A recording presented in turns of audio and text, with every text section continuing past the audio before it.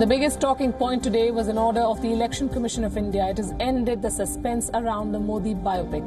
The film will not release until the election is over. Its screening has been banned. The poll watchdog feels that the biopic has the potential to disturb the level playing field. The Supreme Court had earlier refused to intervene in the matter. The censor board had certified the film. Ultimately, it was the Election Commission that had to take the final call. A panel that will be headed by a retired Supreme Court or High Court judge has also been appointed to look into any future complaints on the matter. This can be considered as a win for the opposition, led by the Congress. They had vocally opposed the release of this film. They called it a propaganda movie. But the BJP's campaign continues to steam ahead. The Prime Minister, as I said, was in Gujarat and Goa today. Relentless attacks against the Congress party continue.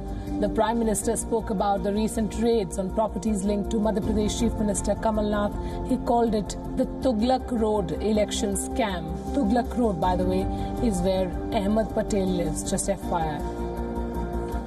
पहले कर्नाटक ने अपना ATM बनाया हुआ था, अब मध्य प्रदेश में कांग्रेस का ATM बन गया है और शायद राजस्थान और छत्तीसगढ़ का हाल भी अलग नहीं हो सकता है।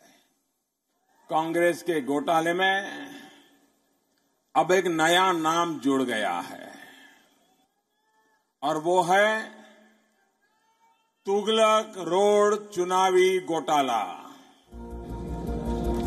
Since Gujarat is the Prime Minister's home turf, he had to make a personal campaign pitch to the voters there, ramping up his attack on the Gandhi family. He said they're known for their hatred for the Muslims. Bharatiya Janata party की सरकार का track record देखिए और कांग्रेस का tap recorder देखिए। हमारा track record है, उनका टैप रिकॉर्ड है।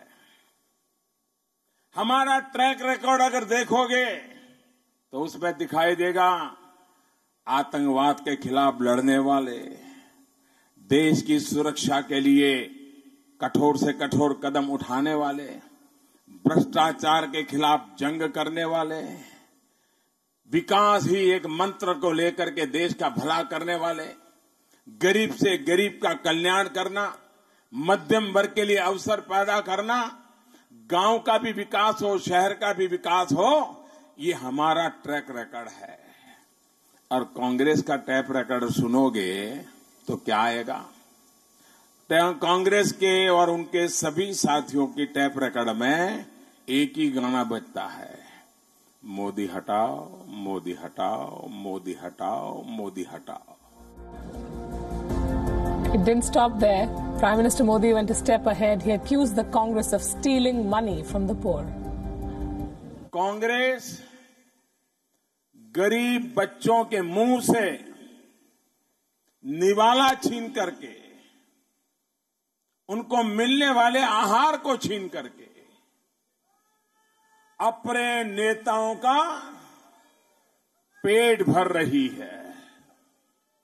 कांग्रेस महिलाएं बहनें सुने, कांग्रेस गर्भवती महिलाओं के लिए भेजे गए पैसे को लूट रही है। The recent raids on leaders in Karnataka and Madhya Pradesh are making the Congress sweat. The opposition is a worried lot. Last month, leaders of the Congress-JDS coalition were raided in Karnataka. At the beginning of this week, at least 50 locations linked to Madhya Pradesh Chief Minister Kamal Nath were searched. The recoveries made from there run into crores of rupees. But more than that, this is fresh ammo for the BJP against the Congress. The Congress too got some ammo of its own today. The Supreme Court admitted fresh evidence in the Rafale case. It came at a great time for Rahul Gandhi. He was in Amethi to file his second nomination. In fact, the full Gandhi family was with him, including brother-in-law Robert Vadra. Rahul Gandhi has represented Amethi for the last 14 years. It was one of the two seats that the party won in the 2014 election in Uttar Pradesh. And once again, the Congress president is up against the BJP's Smriti Irani in Amethi. What's different this time is the fact that the Congress president is also contesting from Kerala's Wayanad. No prizes for guessing what he spoke about today. Supreme court ने ऐतिहासिक निर्णय लिया। Supreme court ने कहा कि हिंदुस्तान का चौकीदार, supreme court ने कहा कि हिंदुस्तान का चौकीदार, ये देखो जब सवाल हुआ, शर्म नहीं है इस व्यक्ति में। सुप्रीम कोर्ट कहता है कि नरेंद्र मोदी जी जो देश के चौकीदार बने हैं वो चोर हैं। Priyanka Gandhi Vadra was managing her brother's campaign from Twitter. She tweeted that Amethi was the Karma Bhumi, or the land of action, for her father Rajiv Gandhi. She said the land was sacred for her family. Talking about the family, accompanying Mrs. Vadra's children, they were with the Congress General Secretary, and those pictures also came out. But what may boomerang for the Congress party is the presence of Robert Vadra. He is one of the star campaigners for the Congress, it seems, in this election. Remember, he's facing allegations of money laundering. The BJP's Smriti Irani had issued this warning 2 days ago. And I'm quoting, "I would only like to say this. Robert Vadra may go wherever he wants, but the people would be well advised to keep a close watch on their lands when he's still around." Now, the first phase of voting is tomorrow, so we decided to compile a ready reckoner of sorts for you. Here's what you need to know about this phase. A total of 90 crore voters are eligible to vote in India's elections. Voting will happen in 91 constituencies across 20 states. 1,300 candidates are in the fray for this phase alone. There are 5 states to watch out for tomorrow. These are the battleground states that will play a major role in government formation. First is Uttar Pradesh.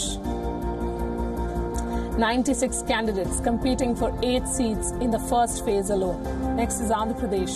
319 candidates competing for 25 seats. The entire state is voting in one go. The third is Telangana. The fate of 443 candidates will be decided tomorrow. They're fighting for 17 seats rather.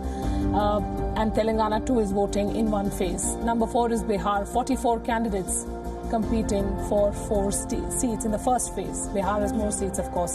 And finally, we have Uttarakhand. 52 candidates are on the ballot for 5 seats that go to the polls in the first phase. Who are the big faces in the fray? Here are the high-profile candidates